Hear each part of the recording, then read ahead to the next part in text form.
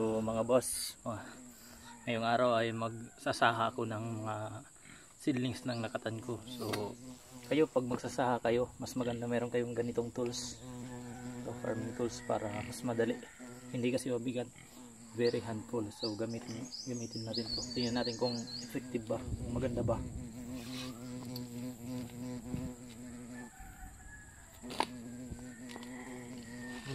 Napakadali lang.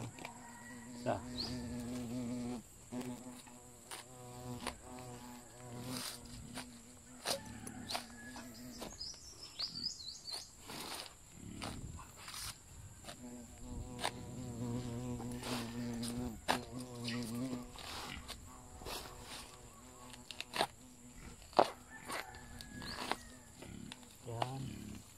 Madali nga.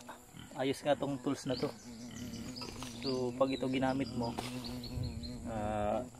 hindi mapuputol yung mga unnecessary na mga ugat gaya nito. So kung ano lang talaga yung saha, yun lang yung matatanggal. Kasi ito, sakto lang yung laki.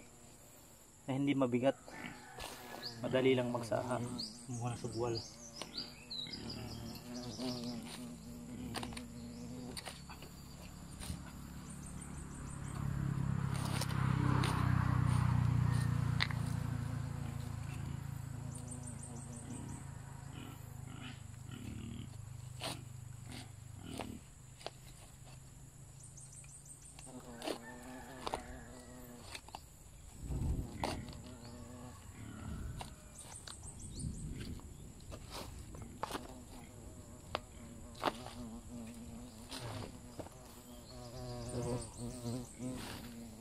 Ito yung advantage pag marami ka ng saha, kasi itong subwal na to or saha sa Moray, mahal to eh. Dito sa amin tag 100 yung isa nito. Sa ibang lugar 50. Palagyan lang natin 50, may 100 ka, di 5,000 na agad. So pera talaga to. Pera yung kalatan.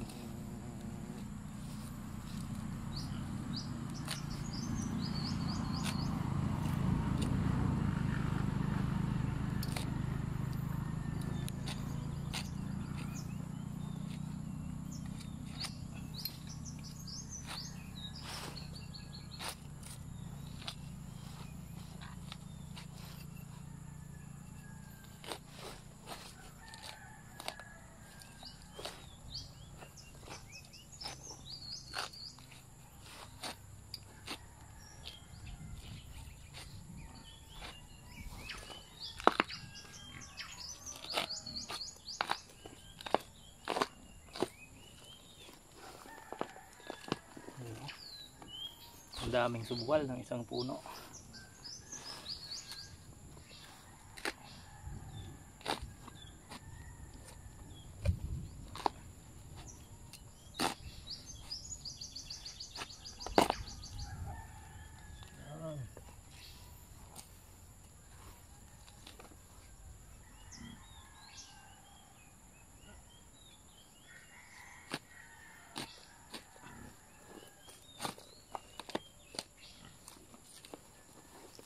Napakandang gamitin ito.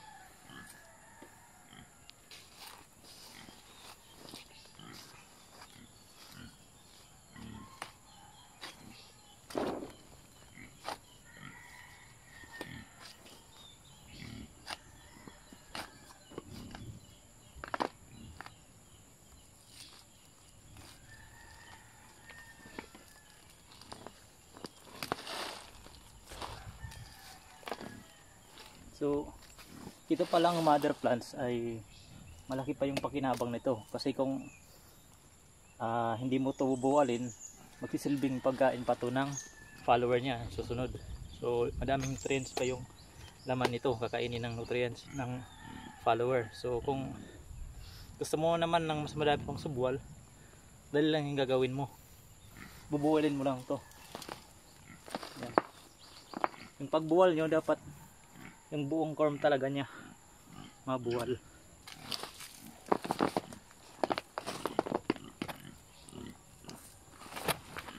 Yan. Limbawa, to Yan, nabuwal na. Hahayaan mo lang to ng 1 week. Itong buong corm na to, magbibigay yan sa'yo ng subwal ng madami. Mga 10, makakuha ka pa ng subwal dito. Yan sa buso, may pakinabang pa yan. So, hayaan mo lang yan 1 week.